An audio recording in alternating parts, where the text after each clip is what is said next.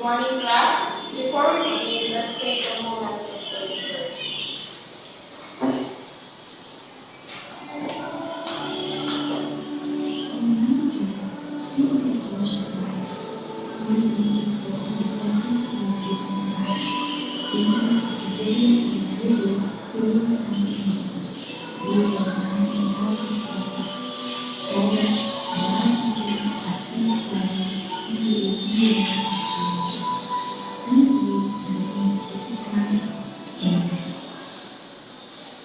Will you please take your seat?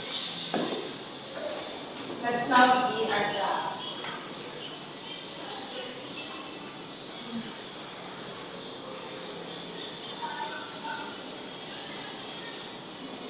So, our topic for today is literature teaching approach, stylistic approach. But before that, let us know our classroom rules.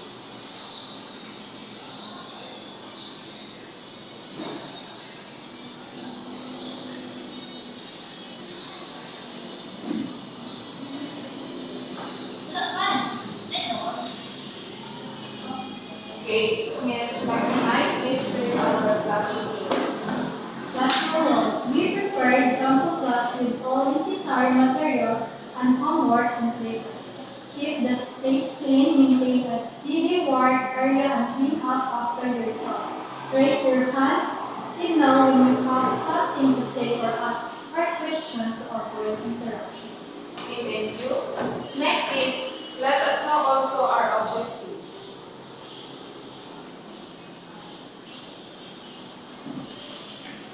So our objectives first is identify and analyze stylistic features such as tone, diction, and repetition. Second is understand how these features contribute to the overall mood and meaning of the story. Third is develop critical thinking by discussing the impact of stylistic choices on the reader.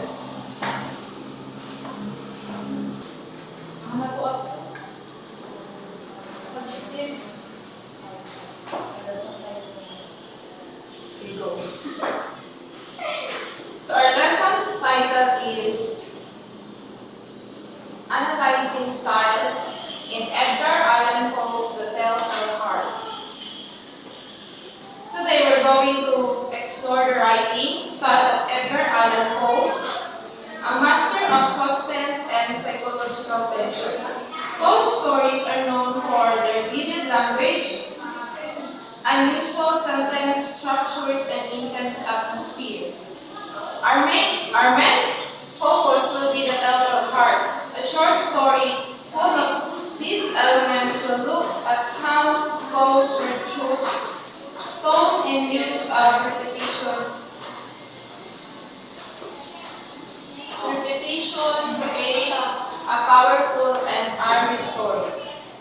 By the end of the lesson, you'll be able to identify these stylistic features and explain how they contribute to the mood and meaning of the story.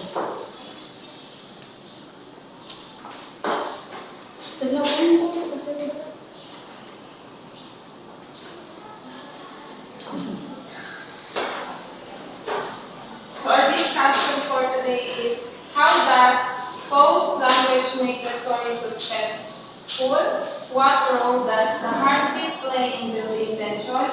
How does the narrator's insistence on his sanity affect the story? So first, use of repetition. Poe uses repetition to music, the obsessive thoughts of the narrator, such as when he repeatedly insists that he is not mad. This emphasizes the narrator's unstable mental state and creates an unsettling rhythm that builds tension. Second, what role does the heartbeat play in building tension? So, vivid descriptions, post-detailed and sensory descriptions, especially when depicting the old man's eye or the heartbeat, immerse readers in the story and evoke feelings of unease.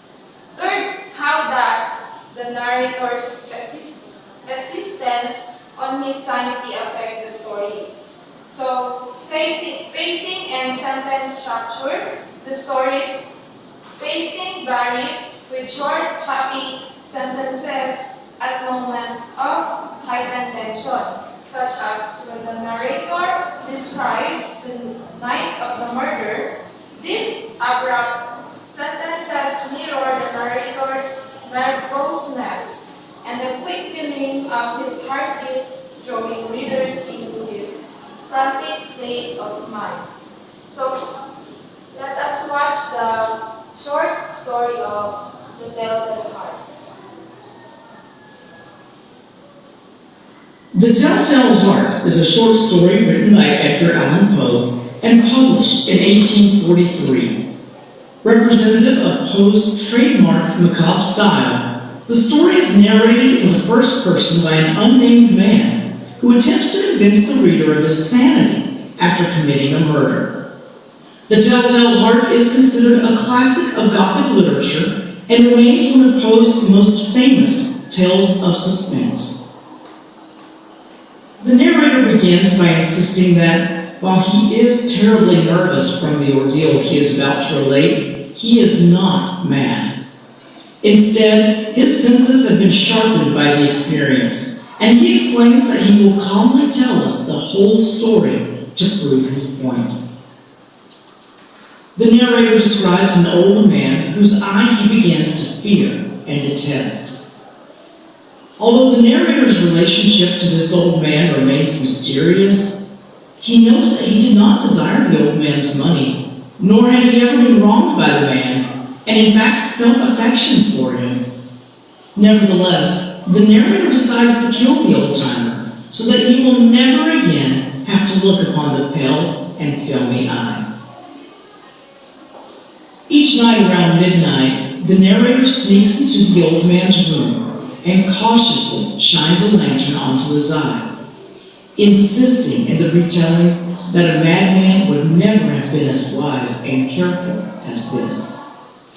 However, because the old man's eye is always closed, the narrator cannot summon the visceral distaste that he needs to kill him. On the 8th night, the narrator's thumb slips on the lantern's fastening, and the noise wakes the old man, who cries out in terror. For an hour, the narrator and the old man remain frozen in place.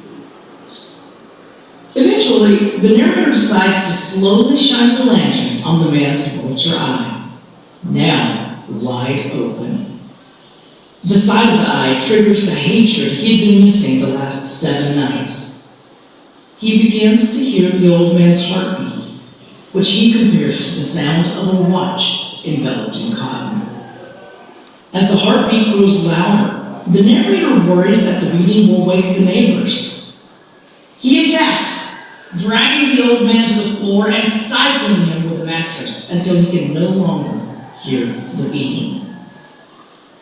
The narrator dismembers the old man's corpse and conceals it beneath the floorboards, describing the wise precautions he takes in doing so. He adds that not a spot of blood stains the floorboards, as he cleverly collected it using 3 policemen knock at the door around 4 o'clock in the morning. They have come to check on the house, having been summoned by a neighbor who... The narrator invites the policemen in and confidently assures them that nothing is wrong, even brazenly inviting them to sit down directly above the old man's corpse. However, just as the policemen seem utterly assured of his innocence, the narrator begins to hear a familiar sound, that of a watch enveloped in cotton. He realizes it is the old man's heart and becomes increasingly agitated, eventually growing convinced that the policeman can hear it too. Finally, the narrator cries out, admitting to the murder.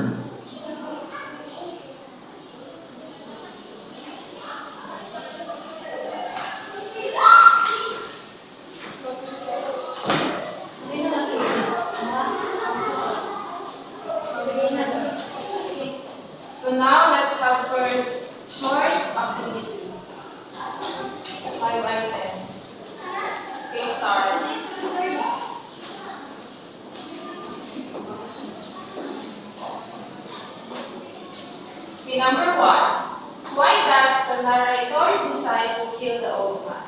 A. He wants the old man's money. Or B. He is disturbed by the old man's vulture-like eye. Or C. He hates the old man's loud snoring.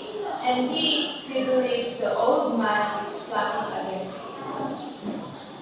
Okay, number 2.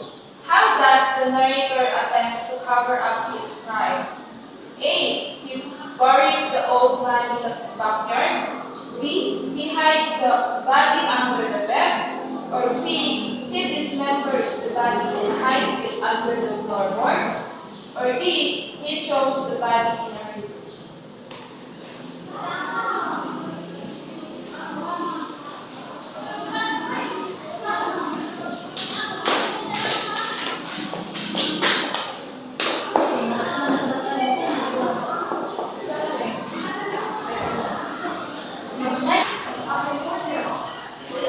So now we're going to break into a small group. Each group will have a handout with a few questions. So here is our group activity. So please go to your group and answer this in 5 minutes.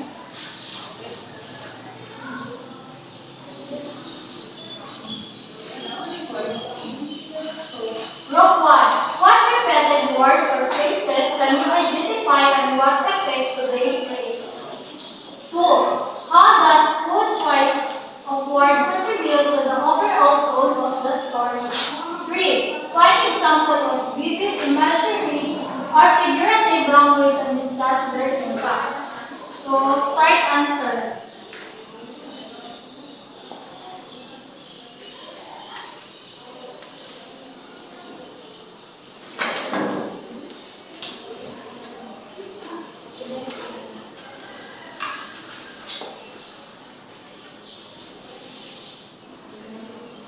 So, are you done? Yes, ma'am. Pass the paper. And the wrap-up, we've seen how Fu used a repetition, descriptive language, and sentence structure. As to the suspense and intensity of the tale feels hard. His style makes us feel the narrator obsession and descent into madness. So, for your assessment, for your reflective writing assignment, list about question. In what ways do you think the story will be different if Fu use a different